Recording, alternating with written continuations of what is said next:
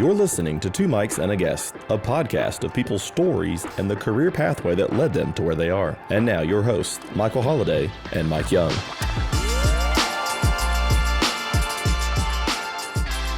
Welcome everybody to Two Mics and a Guest. I am Michael Holliday. Joined with me, as always, is none other than Mike Young. Good to be here. Mike, welcome back.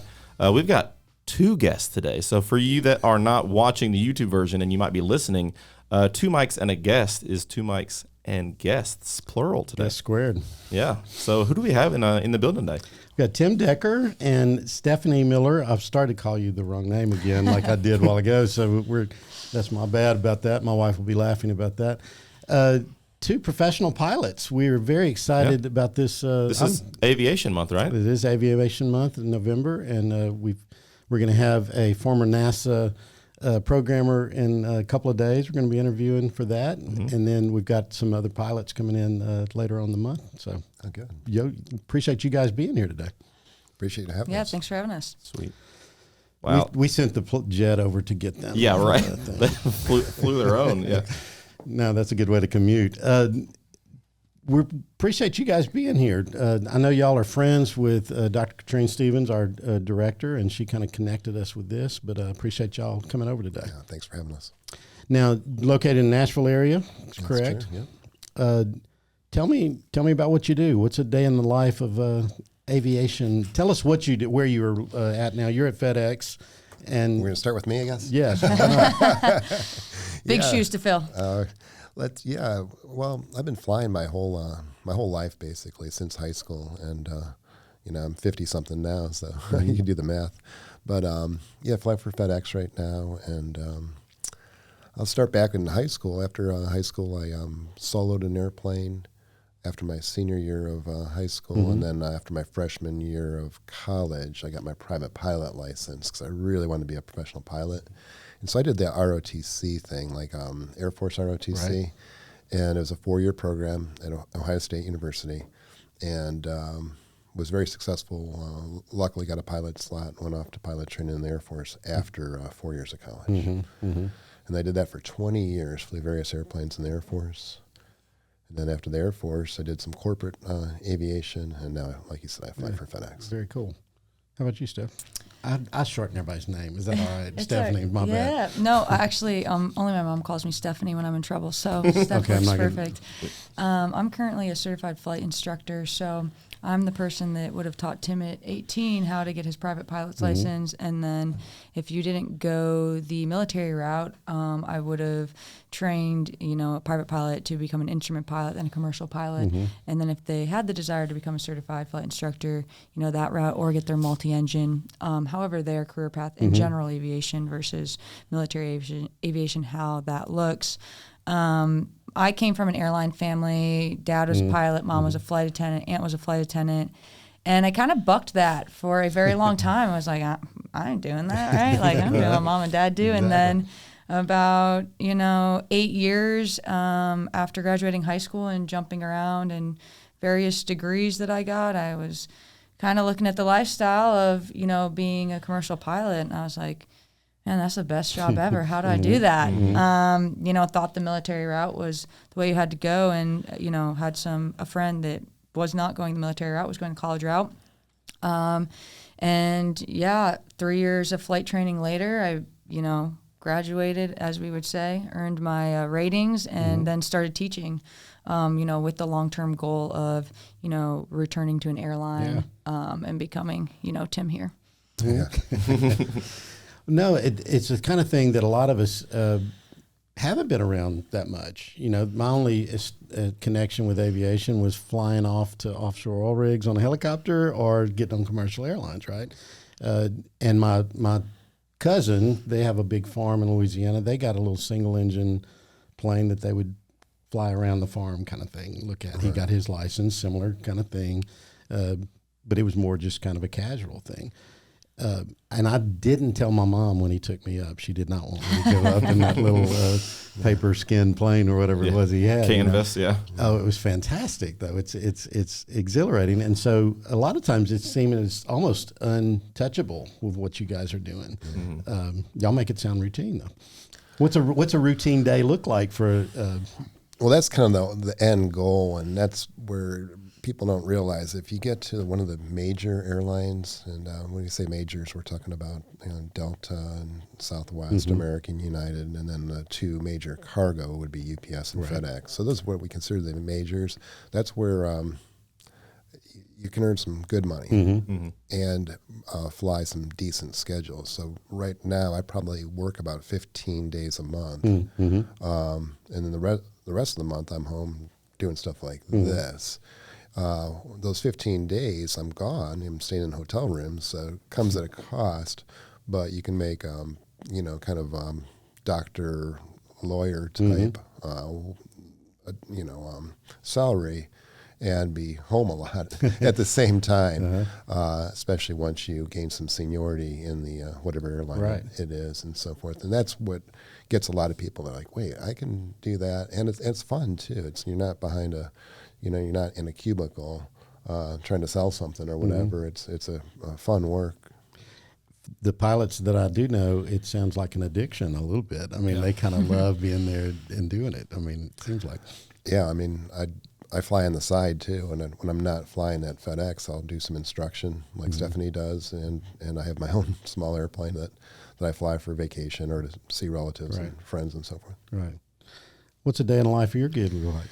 Oh man, my day in the life of a flight instructor is all dependent primarily on weather in Tennessee. As you know, it says it's going to be sunny and you'll wake up and it's raining. But you got to learn that too. Yeah, and there's a lot of maintenance problems just with continuously flying at the aircraft. Just for disclosure, very safe. I would put my life in the hands of these airplanes that we get in. But however, just routine things like tires go flat, oil changes. So when everything is working perfectly, I probably teach about 4 to 5 students a day. We block them off for about 2 hours of training. That gives them, anywhere from 30 minutes to an hour of ground schoolwork. And then, we go up and fly off that, ground training. And every student's path is different. So that's the great thing about if you want to go into aviation and you're like, man, I'm not really good at sitting in a classroom and studying. You get that one-on-one mentorship and training from, it's like an apprenticeship. Yep. And so you learn from just you and the flight instructor. And so you can go at your pace. So if you're more of I have students who are like, I need you to give me a book to learn. And I'm like, all right, here's the book. And then I have some that's like, I need a YouTube video. And I'm like, I have a library of YouTube videos. So that's the great part about aviation is though, even though it's all standardized for your examination with the Federal Aviation Administration, your path to get there does not have to be standardized. And I think a lot of people shy away from it because they're like, oh, I wasn't good at math or I wasn't good at science. And science was my hands down my worst subject in high school and in college. But when someone sits down with you and explains it on your level of how you learn, it becomes much easier and more digestible. And then you're able to then take it and be like, okay, now I know how to transform this and I can become an expert in this subject because someone taught it to me on my level. And so that's kind of what I do on a daily basis is take. Most of my students, I would say, are high school, young, 20s, college level. And then I have people that are a lot older, 50s, 60s, and they're retired. And they're like, I've always wanted to do this. I never got to do this. And I'm like, all right, we're going to do this. You're going to learn today, So I've just recently gone down the YouTube rabbit hole of watching these people take off. And there's so many flying videos online now of private pilots as well as, people in the military. And I've gone on the rabbit hole of just it's interesting. It's like their own language when they're in the plane talking to the tower. I don't know the technical terms, but just it's so cool. And I can only imagine that there's a big influx of younger people who might see stuff like that and come to you and be like, how do I get into this? What are my first steps to get into aviation? And I mean, that's the thing. We briefly talked about it before, and you mentioned it as well. There's the military route, and man, you get a lot of obviously experience, but it's also not the easiest route. And that's not the right word. There's only a few spots, right? And it's highly competitive to get those spots. Well, physical limitations, whether it's health type stuff, and then like you said, you have to have good grades, 4-year degree, and all that kind of stuff. And that's a great route, obviously. I mean, that's something that we I went down the rabbit hole, frankly, of the Blue Angels and all of that the other day. Mm-hmm. You got to tell Tim you're a Thunderbird fan. You can't tell him Blue Angels. I'm sorry. I do the Thunderbirds, but I happened to be in San Diego near Miramar the summer that Top Gun came out, and they had an air show there, and it was kind of, ridiculous. It was like 1985 or something. Yeah, exactly. And so it was kind of nuts, but I have seen the Thunderbirds as well. Yeah. A lot of people see that as unattainable, right? Any of those routes that we've talked about. You said early on you got your in high school. What gave you the bug? What was the? I lived near Cleveland International Airport, and I just would watch all these airplanes coming in and going out. And I remember asking my dad one day, I said, "Who flies those things?" And he said, "Pilots do." And I said, "Do they get paid for that?" And he said, "Yeah, as a matter of fact, they make a good living." And I'm like, "Really?" Because I just saw my dad going to work every day, coming home hot and sweaty, and and so forth. And I thought, "Oh my gosh, I can't believe you get paid to do something fun like that." Right.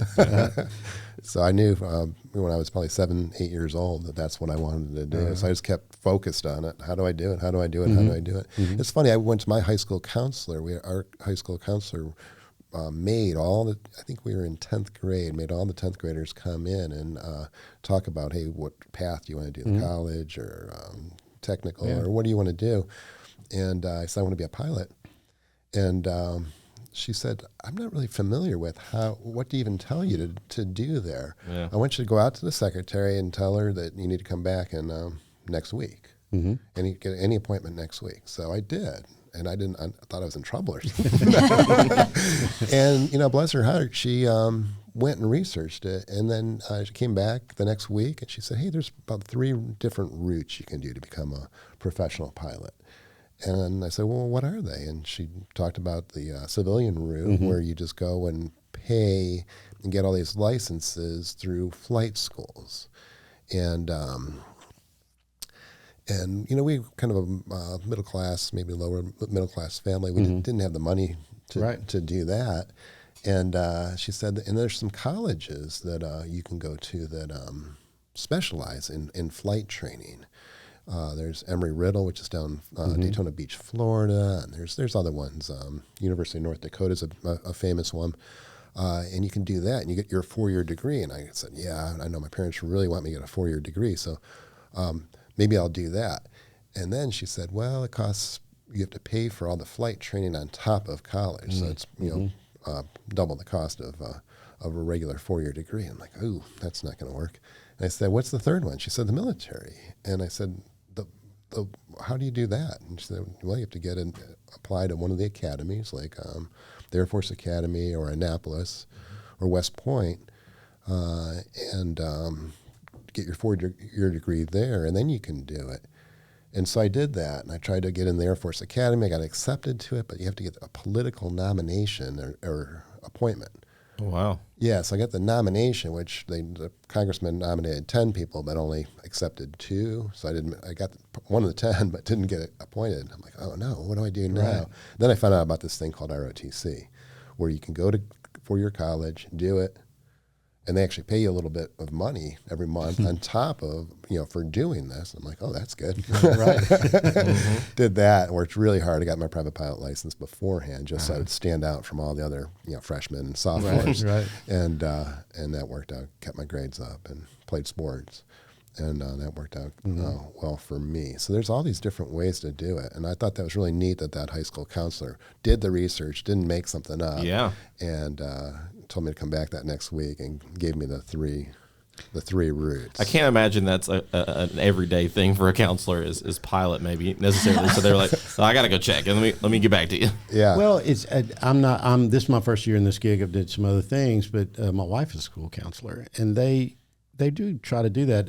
It's interesting to me, just about every podcast we've done, we've had someone that's referenced someone in their education background that did something similar. Could have been a professor, it could have been something else. And it's amazing how that happens. And I think you've alluded to several things that are, you had a goal out there. You had a goal early. Right. And being able to put that out in front of you and say, I can do that, then this is the route, and I'm going to do what I need to do. That's an important thing. That's one thing, the reason we're doing this podcast. I think a lot of students can't necessarily see that goal as attainable. I think it's interesting that obviously your parents were supportive, and this counselor was. I think that had to be a key, right? I mean, to say, okay, that's an attainable goal. You got to go get it. We can't do it for you. Yeah, sure. Right. How about yourself? Oh, yeah. So I kind of had similar college experience as Tim. I actually took an aviation course in 8th grade. I wanted to be a pilot. My entire childhood, I was going to be a Navy pilot. And then I grew up in Florida, and the Coast Guard flew helicopters around us pretty frequently. And, they landed one on our football field, and that was it. I was like, I'm joining the Coast Guard. This is the coolest thing since sliced bread, right? My dad's retired Air Force, prior Marine, so he was kind of like,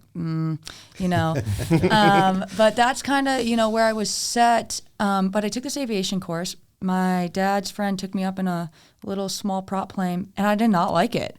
It was very difficult for me in a classroom setting to retain the information because it was so foreign. Right. And you have 30 kids in a class, and at that age, you don't understand that. You're just like, okay, this is boring. And then, flying, I wasn't the guy we went up with wasn't a flight instructor, so he wasn't able to rescind the controls to me. Where now, if you come and take an intro flight at my flight school, I kind of hover, but you're going to learn, how to fly. You're going to learn on takeoff, landing. And so then you really understand how, that works. So I kind of was like, after 8th grade, I was like, yeah, this probably is not for me, right? Got really into music. And then I just kind of 10 years ago when I was going through, actually 12 years ago, I'm like aging myself here. At that time, a bachelor's degree wasn't going to do anything for you, but there was still this harp on you need a bachelor's degree. And then you're going to have to go get your master's. So I was like, well, maybe I'll go to med school. Maybe I'll go to law school, but I just got to get an undergrad first. So I went to Belmont, got my undergrad in music, and then learned very quickly that there's not many jobs in art. Yeah. And no matter how much you love it, you have a quality of life. And if you want a family or you want to travel, traveling was my biggest thing. I wanted to travel. And I was like, well, I can't do that with my commercial songwriting degree. But I had a 4-year degree. So that was the accomplishment, right? I went back to the community college for 2 years and got my surgical technology degree so that I could apply to physician assistant school. I'll rewind back. I wanted to join the Coast Guard, right? So Tim joined Reserve Officer Training Corps, which, like you said, they pay for your school, then you give them a commitment back. The Coast Guard doesn't have ROTC. So I joined the reserves as an enlisted member. So I was doing 1 weekend a month. I had an 8-year commitment. That was just 1 weekend a month for 8 years. I had no active duty commitment back. And at that time, I was like, okay, after I get my degree, I can apply to officer candidate school and fly helicopters if I wanted to.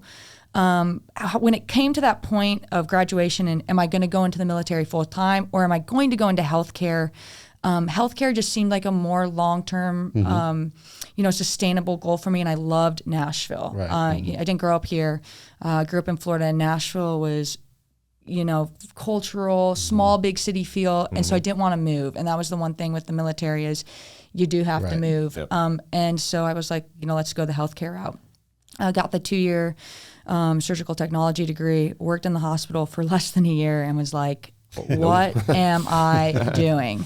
And, I was just really envious of my parents. I'm like, Tim, you work 15 days a month, you make all this money, and then you have 15 days off to do whatever you want. Like, how do I do that? Because I thought you had to be a military pilot. I didn't know there was a civilian route that way.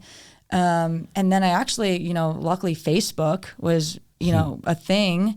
And I saw a friend was going to MTSU's aviation program, and she was a flight instructor. And she's like, "I'll take you up for a flight, see if you enjoy this." So I was like, "Okay, let's, third, career change. Let's try this." I was 25 at the time. I loved it, and because she was able to let me fly the plane, so which was much different than flying as a passenger. I went back to the hospital, put my 2 weeks notice in. they were like, there's no way. Like, you just got a degree in this. You work on the leading heart team in the state. Like, people die for this job. You're not quitting. And I was like, this is really my 2 weeks notice, Dr. Gibson. And he's like, okay, applied, went to a local flight school. And at that time, I didn't really have a plan financially to get through flight school. Like, as Tim said, it's kind of a big deal. I was like, maybe I ask mom if I do, laundry for her, she'll give me $10 here and there, Your mom is still thinking about that Belmont degree. Though, oh yeah. She's like,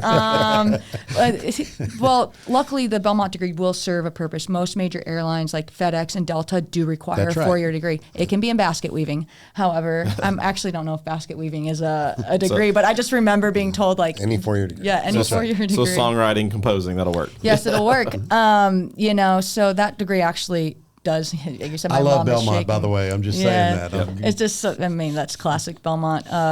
Graduates, great school for music. So I applied to be a flight attendant. I was like, I need the ability to pay for this and the time off. And being a flight attendant had the same schedule as being a pilot. And I was like, and I could see if it was worth. I was like, you already paid for 2 degrees. Right. Yeah. Do you want to pay for a third? And at least I could see if I liked the lifestyle. Right. And so for me, it wasn't really the flying bug. It was that addiction to traveling and spending the night in a new city every night. I planned to be a flight attendant for a year. I stayed for 5 years, Oh, wow. tried to do both. And then it just got to the point where I had to really become serious as a flight instructor, and had to leave that career to pursue my ultimate career to get to the front of the aircraft. So that's the long roundabout on, how I got into aviation. Didn't really, have a clear footing or stance, but, it's definitely doable and, multiple, routes to get there. Both me and Tim have different routes. So I think she's doing it right. Maybe kind of a windy road. But it took me a minute, but, and I would say for COVID, actually, as a pilot, you can have the possibility of getting injured or medically unfit and you lose your medical license, your medical license with the FAA. And during COVID, I went back working in the hospital because, the community needed nurses and healthcare workers. So it actually was really good to have both. Great for me and great for the community to yeah. be able to go back in. And a lot of pilots, Tim has a bunch of side things he does. I've noticed a lot of pilots do have another career as well because you just have so much free time. And that's sort of the cool thing as I'm listening to you guys about that kind of schedule, because it does open you up to do some different things as well. I mean, it seems like. Yeah, it really is a passion too. So when I'm not flying at work, I do a lot of instructing and kind of high end, some light jets and turboprops. Right. Yeah. Yeah, it's a lot of fun. It's fascinating to me. I think let me a little bit want to talk about. We talked about how expensive it is to do different routes, but you've given a good. You've talked a little bit about the way you did it and the way to do that. Look, high school students sitting here thinking, I don't see this happening. What is their first step into the door, you think?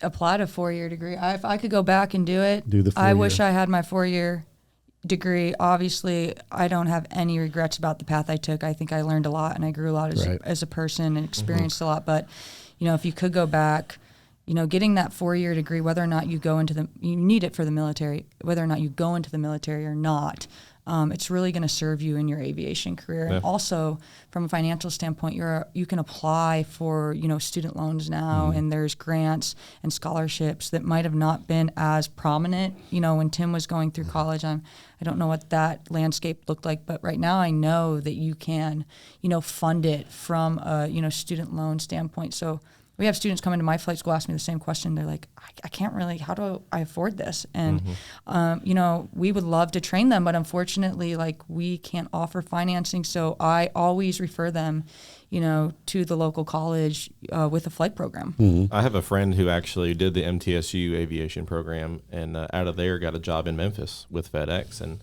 he couldn't speak more highly of the MTSU program. So, yeah, we have guys that will get what do you call that when you're in college? You get the job with the company.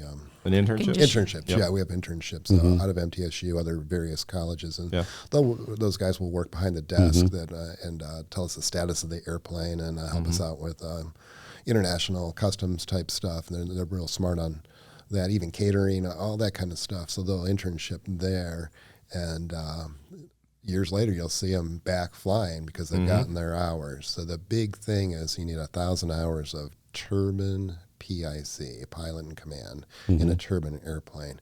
And so that's what Steph is her goal. Get on with probably a regional airline, and should be in the right seat of a regional for a very short amount of time. Then get it in the left seat, get 1,000 hours of pilot in command, and then she'll have the applications to all the majors. Wow.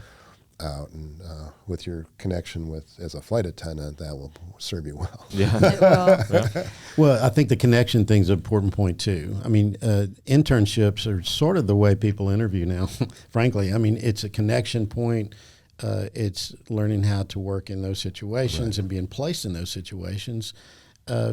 Networking's a huge deal in this thing too, right? So I think that's a big part of it. Yeah, because kind of like the military, these pilot slots at the majors are limited. Not everybody that's qualified can get a job and get accepted. Right. It's a very, very competitive process. I mean, you have to study for your interview. Right, Wow. right. I mean, you really As you do. should. Yeah. Yeah, and I put in weeks of studying for the interview, just because it's your career. Right, right. And I would say there's something also, I have people come to me and they want to do like the Air Force. So they're like, I want to get my private pilot's license. And I'm like, even this isn't that competitive for, an Air Force or an Air Guard or National Guard slot. I think there's something to be said about, kind of doing the grunt work, and enlisting and doing a job that, is not as technically proficient, but still is very meaningful work. And so I tell people, go enlist, or I tell people, go work as a gate agent, go work as a flight attendant. You understand the operation then. Throw boxes at UPS or FedEx. Right. Exactly. Right. Just get the badge, you get an employee number, so that when you go and apply later on, you have experience with that company. I would assume just like a doctor who's studying for the MCATs, you definitely want to be able to have someone who's a pilot who is very proficient in what they're doing, because just like a doctor, people's lives are in your hands. So Hundreds. Yeah, hundreds. Yeah. So, well, it's. I've known a lot of pilots around. Tullahoma's little airport is very active. Seems like we got the Stagger Wing Museum here. We got the folks coming in. We hear planes all the time coming out of here and out of here. Obviously, with the airbase, with Arnold close, we have a lot of folks from Air Force and other places here that are flying their own private planes and stuff. See a lot of corporate jets come out of here that I just assume that's something I don't think about a whole lot. A lot of Bonnaroo artists fly into Tullahoma Regional Absolutely. Airport, so there's a lot of market Gulfstreams that fly in there. Yeah. What was your first paying gig? Mine was the Air Force. Yeah, I paid right up until then, and then all of a sudden they paid me to go to flight training. I was like, Change wait, your life, huh? wait, are they going to pay me to fly these fast jets? Sign me up. Nice. Now you talked a little bit about your experience doing that, but I mean, you've had it's interesting, other things sitting in this chair. We've done, this will be our 11th episode, so we're getting rolling. We've seen straight paths with that goal out there in front and being able to do it. We've seen crooked paths. It seems like that's probably more normal, more common than the direct goal, quite frankly. Let's give your students like what we call a VFR direct path. VFR direct path. VFR stands for Visual Flight Rules. But anyway, what I think Steph and I both alluded to it. If a student had this goal and did not want to do the military, I think you would agree, would recommend them to pick a 4-year college that has an aviation degree where they can go to get their 4-year degree and all their pilot certifications at the same time. Yeah. There's this word called seniority, which is very, very, very important in any major airline. So the sooner you get in, your seniority builds. And then, so if we have pilots at FedEx that haven't even, they're in their late 20s. Oh, wow. And there's the mandatory retirement age of 65. So if, say you got in at 30, you have 35 years at that company. So when that guy or girl becomes 65 years old, they're going to be at the very, very top of the seniority list. If you get in later, not so much. It's harder to build, yeah.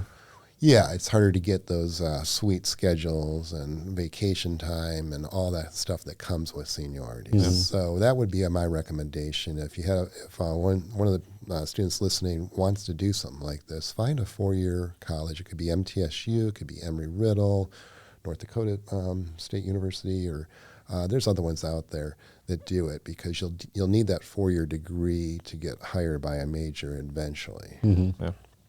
Now, we talked about loans and that kind of thing. Can those be applied toward all the flight training, those kind of things At the 4-year school. At the 4-year school. Not That's an important thing I want us to bring up. Right. Yep. I would just say the reason I did not choose a 4-year degree, because I already had 2 degrees for starters. You didn't want a third one? It didn't. I'd have to go through the full 4-year program, because the way aviation is set up is you can't just I could use my general education requirements that I had from my Bachelor of Science already.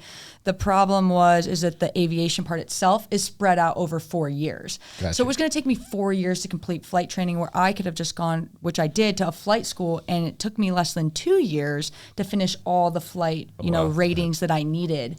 So from a time, like, seniority is everything. Now, if I had been in the military, I deployed a few times, I'd saved up a lot of money, also became a flight attendant. So I had the ability to, pay for that training on my own. If I did not, the 4-year degree option is what I would have had to choose. And it also, there's a less time requirement. So to go for my next step to work for a regional airline, like Tim says, if you have a college degree, it's only 1,000 hours. For me, I have to have 1,500 hours, which doesn't sound like that much of a difference, but it really depends on the job you have. Some jobs you fly 20 hours a month, so 500 hours is a lot. Some jobs you fly 80 hours a month, so if you're flying 80 hours a month, that extra 500 hours isn't that much difference. So getting that 4-year degree allows you less time to move on to a regional airline. I was going to ask, I don't know if this is the right place to ask, but you mentioned it when we hear 1,000 hours, layperson sitting here, we don't know what that means. Like it sounds like I just drove back and forth to Louisiana twice in the last week. That feels like 1,000 hours, I'm sure, to you. Well, driving through Alabama, Mississippi seems like 1,500 hours, but that's just me. Yeah. We don't know what that means. You alluded 20 hours a week, 80 hours a week.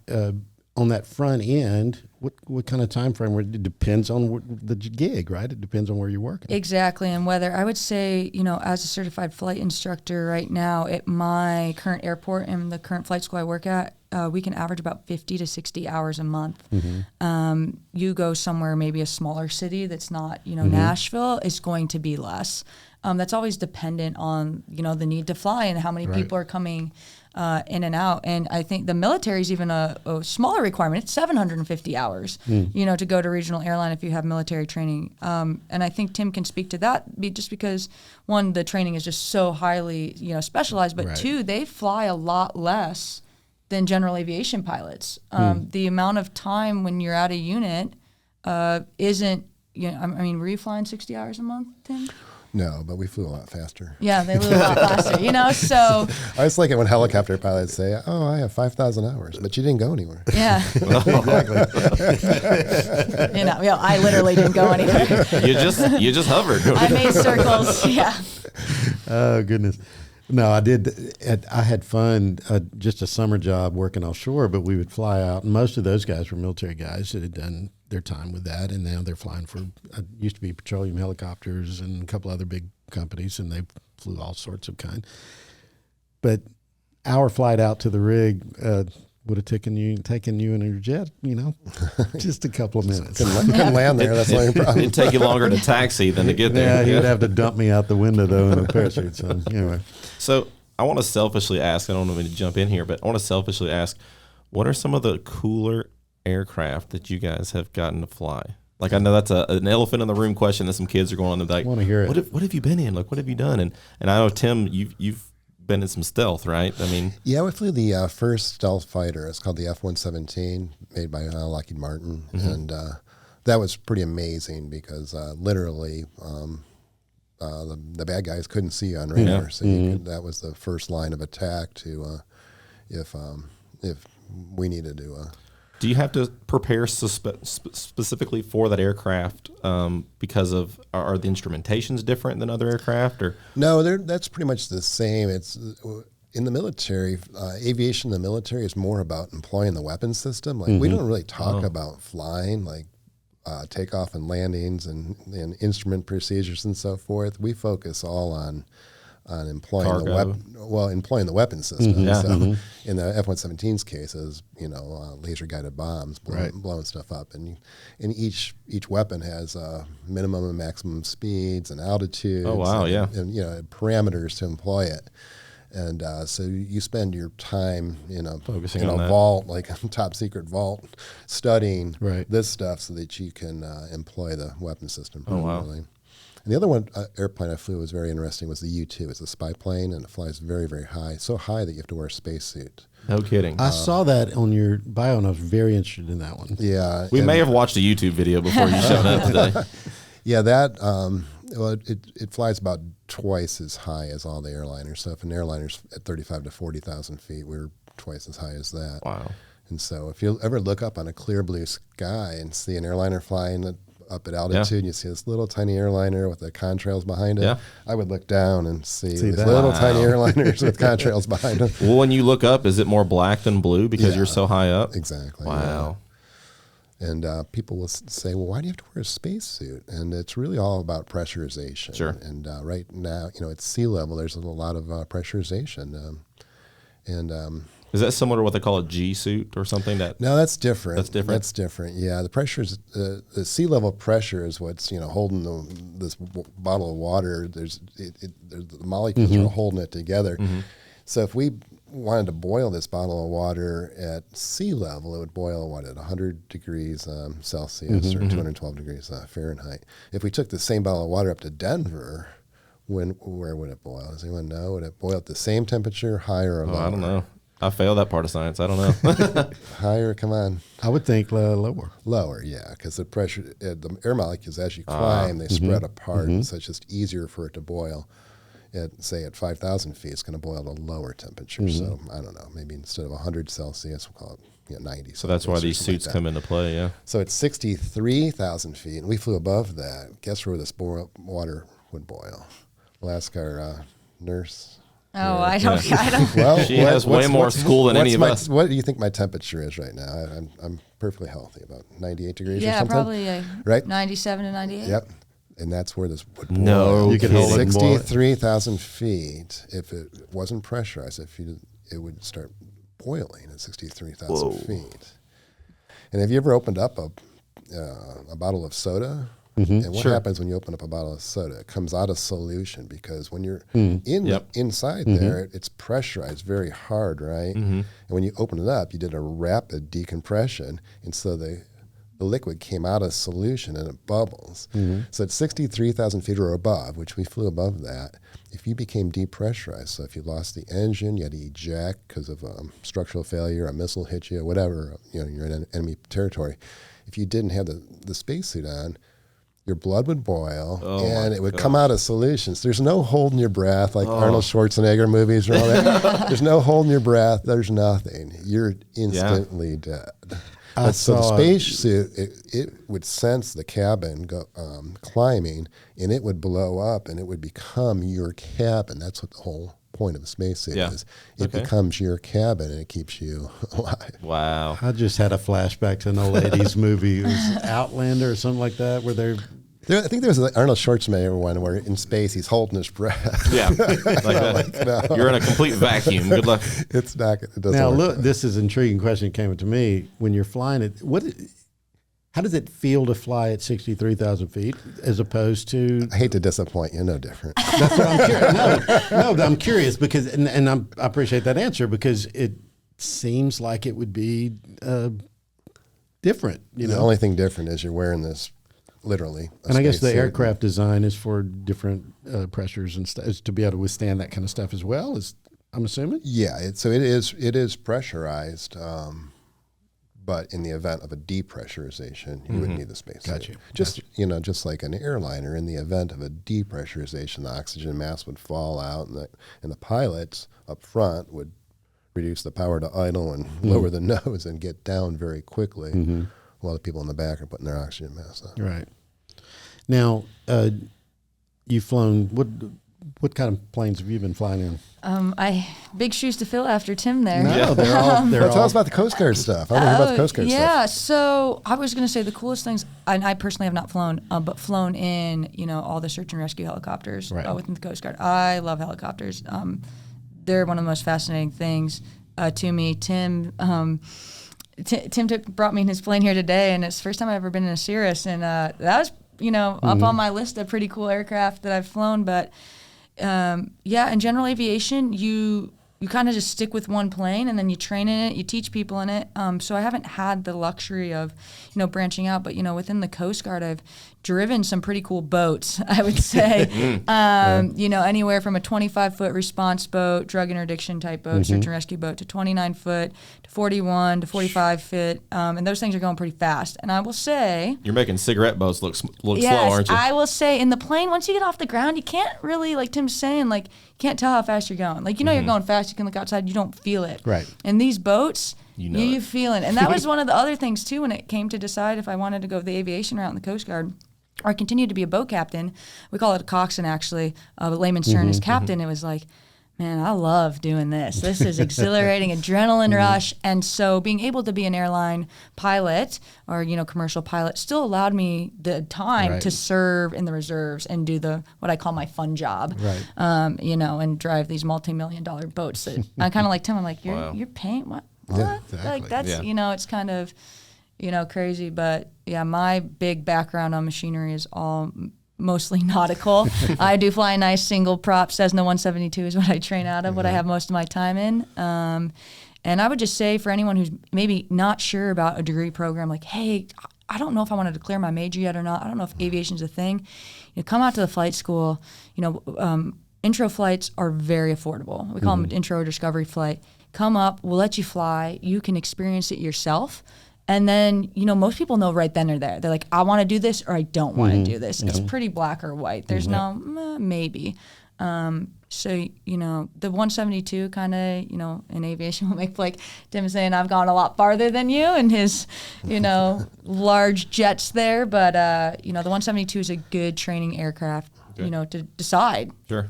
Well, is that an overwing or underwing? It's overwing, okay. above wing. Yep. It's all part of it, though. And I couldn't tell you what plane I flew in with my cousin, but it was an overwing, and it was soft fuselage.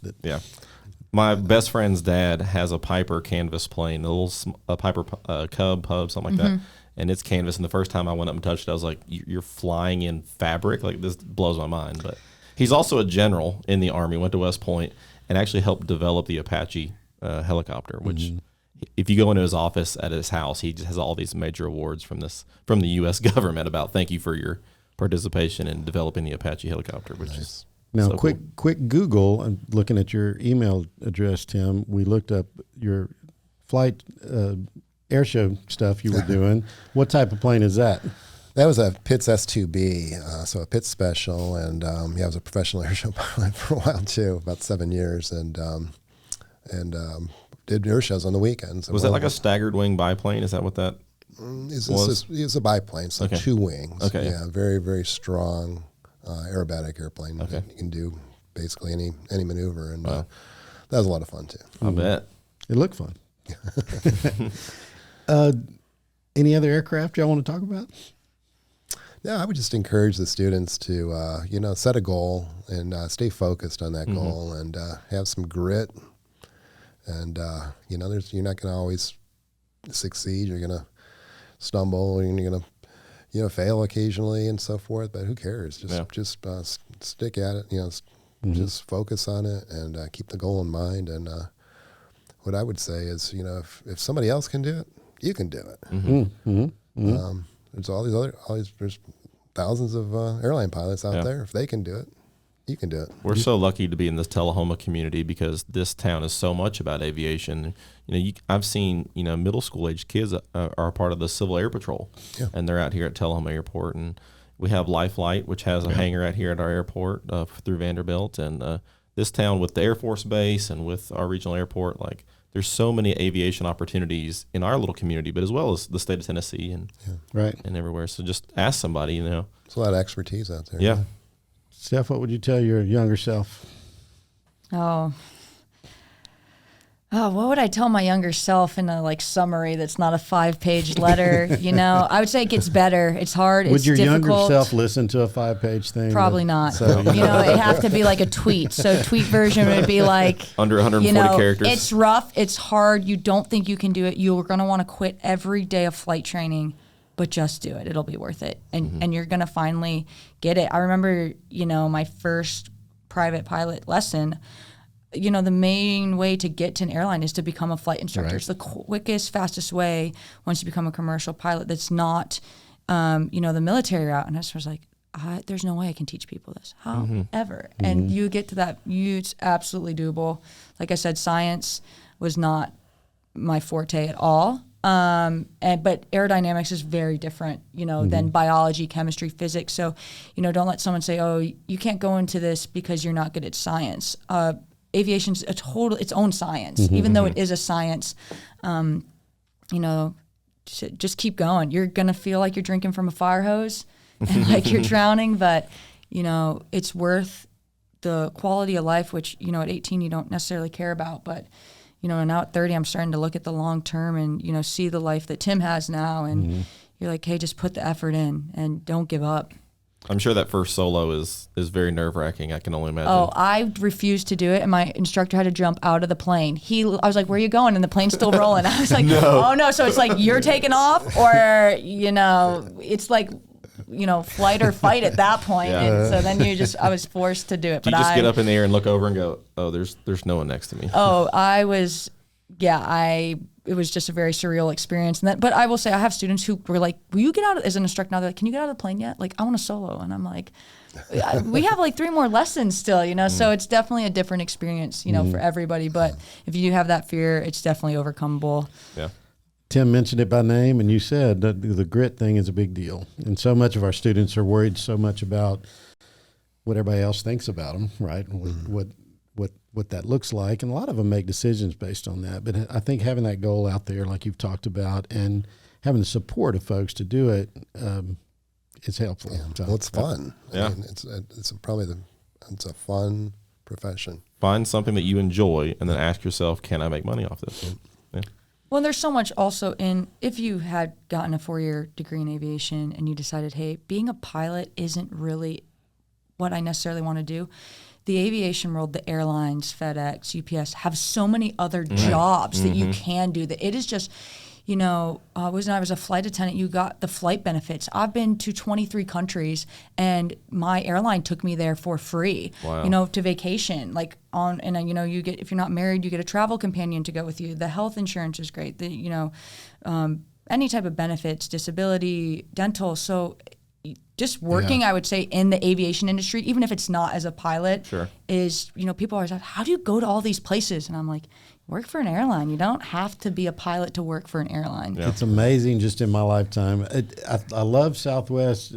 You're now free to move about the country because it was a great line, and it's really true. I mean, we can move around a lot. So that industry is not going anywhere. It's only going to grow. Mm-hmm. Well, anything we haven't asked you about that you'd like to talk to us about? Can't think of anything.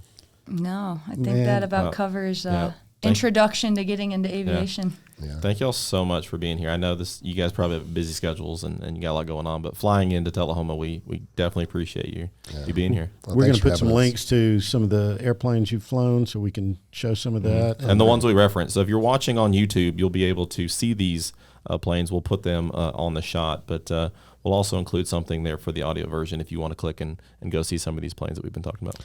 Man, I really appreciate you guys coming. It's been great. All right. Thank you so much for having us. Thanks. All right. This has been 2 mics and a guest. We hope you enjoy, and we'll see you soon.